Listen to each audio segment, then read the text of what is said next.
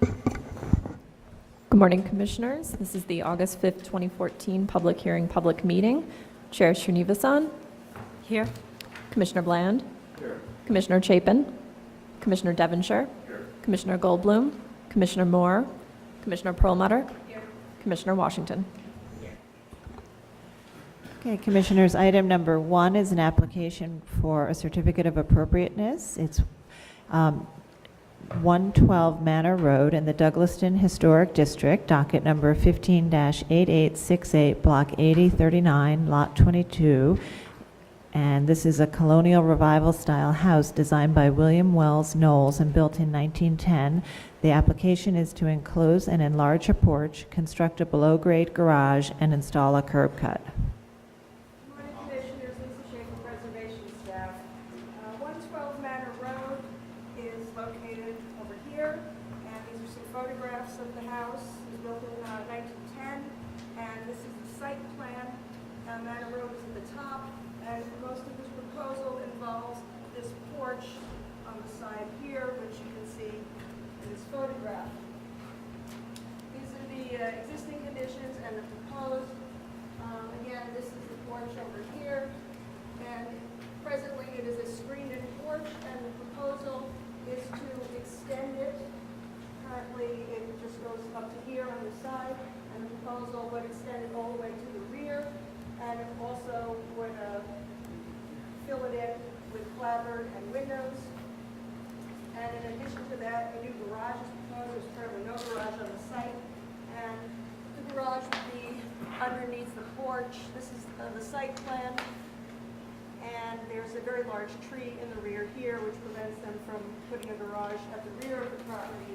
So the new garage is proposed to be under the porch, so there would be excavation at the side of the site, and the architect will explain more to you. Thank you, Lisa. Good morning, Commissioners. My name is Philip Metropolis. I'm an architect. I live in Douglaston as well, and I think there's another board here. I just want to sneak away as well and pull aside. I was down in Douglaston last night, and I ran into one of the local elders, and she asked me what I was doing in the commission lately, and I told her I was presenting this house today. And she said, can you imagine the previous owners lived in that house 50 years, never had a driveway?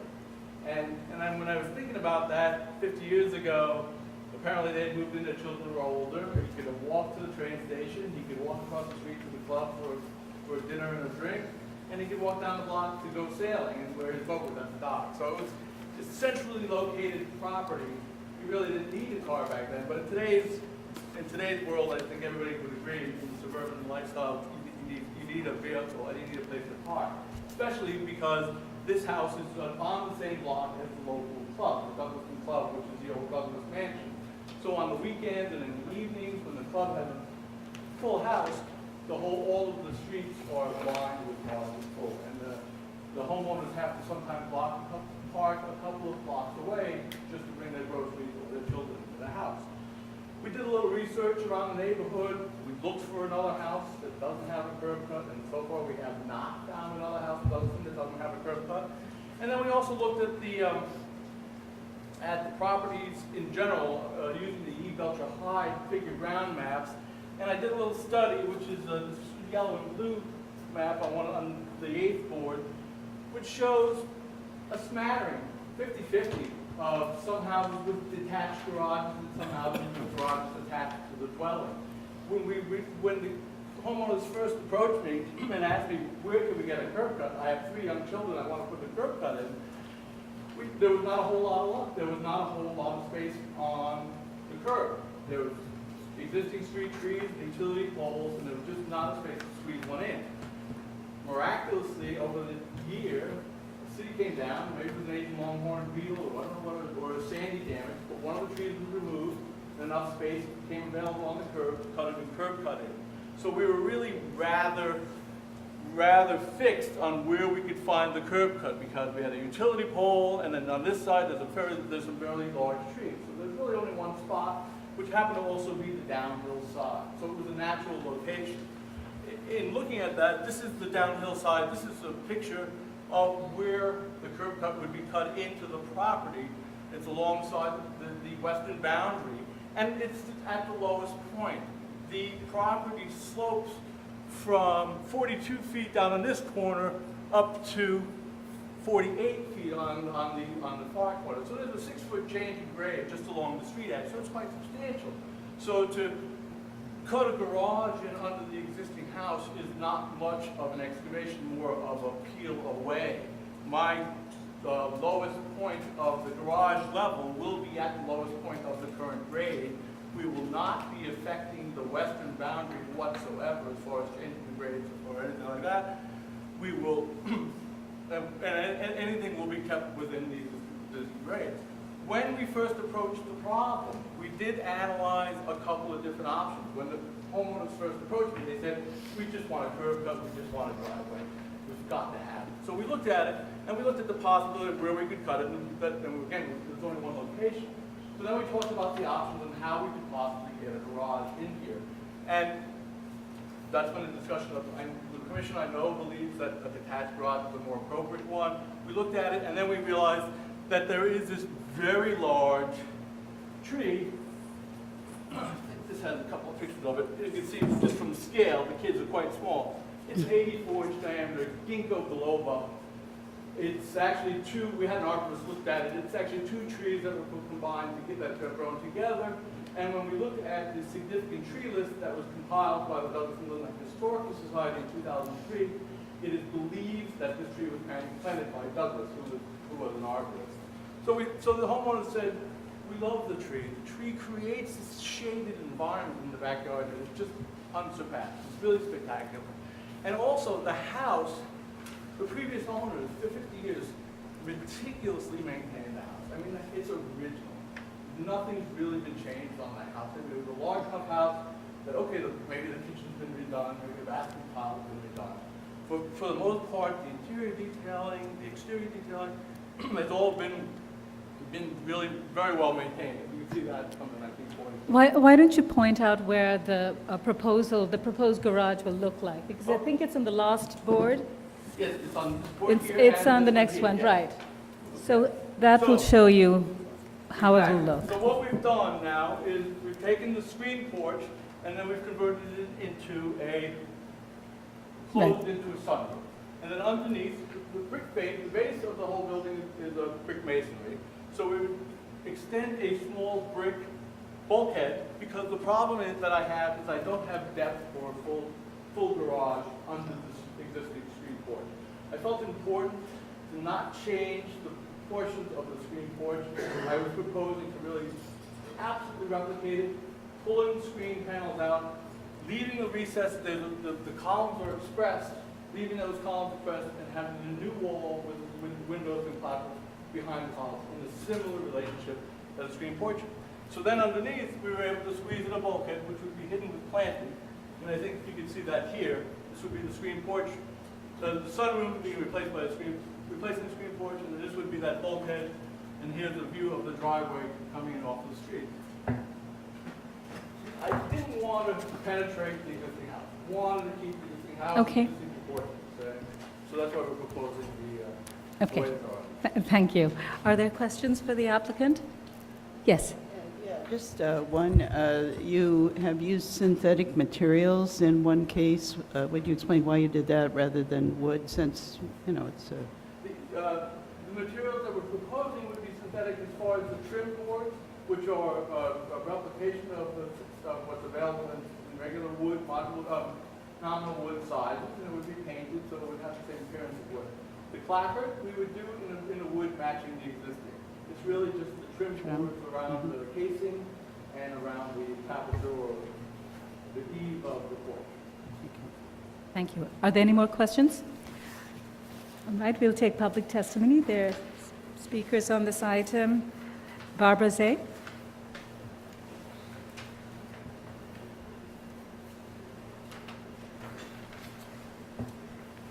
Good morning, Commissioners. Barbara Zay of the Historic Districts Council. Since porches are a typical feature in Douglaston, HDC would prefer to see this one retain more of its sunroom character. If its size remained at just halfway across the west elevation, it could be enclosed in a way that maintains its language as a porch. HDC finds the curb cut to be appropriate, but feels that the garage, since it will project outward by 6 feet, is too heavy an intervention. A freestanding garage would be a more appropriate solution. Thank you. Thank you. Are there any more speakers on this item? All right. Community Board 11 has reviewed this, and their only comment was related to the tight turn required to enter the two-car garage. It was suggested the garage door opening be increased as much as possible to make egress and ingress easier. Yes. Can the applicant come forward, please? Yes. Did you look at this to see if it could be a deck? Did you all think about another porch? I thought about that, and what I thought about the deck and the porch was that it would start to add another layer of railing and another layer of something happening on that side that I didn't think that it was starting to get too busy to me. I felt that by keeping that bulkhead low, I will be able to screen with planting and really play it down and keep it simple. Yes. What exactly is the synthetic material that you're proposing? The rock material, it's a white material. It comes in 3/4 by 4, 6, or 8 inches. Plastic? Plastic, yes, plastic. It replaces a pine trim. Yes. Again, with that bulkhead, I understand that you don't want to extend the house, but the landscaping is quite significant in terms of its hilliness. Did you look at maybe encouraging the landscaping to sort of go over the garage, more like a berm, so it would really conceal it? Because it's not concealed that way. And there's a question, you even have sort of a little 3-foot, I don't want to call it a reveal because it's not revealed against anything, but I'm setting it back. setting it off the property or off the house line by 3 feet. Why is that? Well, What's that typically, anytime we do any additions in landmarks in the past, we've always held the front facade as a sacred line, and anything we do has been subordinate to that line and set back from that line. Where is that on the rent? Well, it doesn't really appeal, it doesn't show so much here because of the way it's illustrated, but that setback really, it's at this corner where that bulkhead is pushed back. I mean, one thing is that if they try and set back the garage all the way to the line of the building, I think one problem is that you then see a very large sort of space exposed. I think actually breaking it up is, I think actually treats the scale better. And I think the idea of doing landscaping and trying to cover that through berming may actually be able to reduce the effect. And maybe that's something you can look at and work with our staff on. So the brick Okay. up is flat, I mean, so it's The roof of the garage? Okay, so the treatment of the roof of the garage, right? So where it extends out 3 feet, I think the recommendation is try to treat that with some landscaping so that you can cover that. That would be around, in Right. other words, replicating some of this, maintaining, Right, restoring this exactly. landscaping after Right. after that bulkhead is You've erected. got a Yes. hill rather than just planting bushes. to Oh, no, hide it. absolutely. I mean, we do need, Really. we do need to have a little bit of a wall in order to hold the earth back at the driveway line. Right. But then all of this can be burned up and planted as high as possible. I at mean, that bulkhead. you know, the idea that there's a door sort of in a rock wall or something, that's maybe sort of traditional, but this sort of thing jutting out isn't so traditional. I'm wondering whether you can pursue that. And the brick is a continuous, there's brick there already, right? So you're just continuing the. Yes, the whole base is a brick base, yes. Brick veneer, it's a brick veneer. Okay, and I can understand also why they didn't extend the porch beyond the enclosed portion of which is now the sunroom, because that I think would in fact elongate the facade and somehow the symmetry of the facade is maintained by just enclosing the sunroom. Are there other concerns? Any other concerns? All right, so, or questions? We can close the hearing. All in favor? Aye. Any opposed? Okay. All right, so, yes. Okay, so Comments and questions? I mean, I think generally the proposal that they're doing is very modest, and I think with some of the recommendations that we have from our commissioners regarding the treatment of the garage that juts out, if they work with our staff on that and try and soften it with landscaping, I think overall it's a good thing. And I can understand the reason why they couldn't provide the garage at the rear. That tree is very significant, and it's, you know, beautifully landscaped, and I think this is sort of a decent solution and appropriate. Modest and appropriate to this well-maintained house. Yes. Comment, since we don't regulate planting, but yes, sort of the berming and the earth sort of manipulation, I think that our resolution should talk about that the berming of earth as opposed to bushes, right? Because we can't regulate the life and death of a bush. That seems fine. Okay, are there any other questions or comments? Yes. Yeah, I think the design is very appropriate to this district. And I think the underground garage is fine. And, you know, I think improvement is also good with regard to the landscaping issue. I would kind of prefer to see wood, trim here, because I think it's more appropriate to the district. But if none of the other commissioners feel it's an important issue. Wood instead? Mostly because the plastic wears totally differently, and eventually you know it's plastic. I mean, you probably know it's plastic anyway, but you know it is as the wood weathers and the plastic does a different thing. Okay, I think that everybody, all the commissioners would be satisfied if they use wood instead. All right, great. Yes, I'm sorry?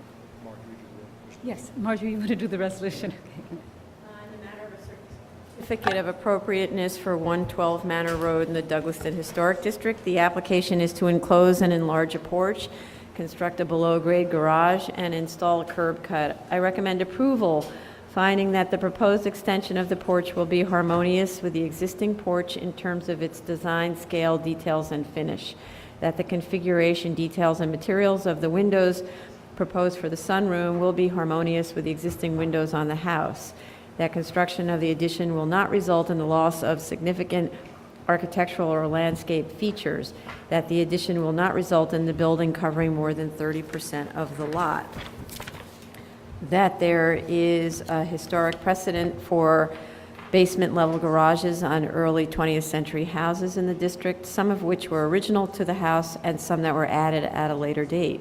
That construction of a basement-level garage at this house will not eliminate any significant architectural features of the house, that the modest size of the garage and location below the porch will not overwhelm or detract from the original volume of the building, that constructing a garage under the house rather than in the rear yard will preserve the tree in the rear yard, a significant landscape feature, that stucco-covered retaining walls are a common feature in the district, and the excavation for the proposed retaining wall will not eliminate any significant landscape improvement, that the concrete pavers proposed for the driveway will resemble stone pavers, a common path and driveway paving material in the district, and that the proposed work will not detract from the special historic and architectural character of the house, the streetscape, or the historic district, provided that the applicant works with staff to ensure that the garage is concealed by landscape berming, soil manipulation, and that the plastic trim is replaced with wood. All in favor? Aye. Any opposed? This resolution has been passed.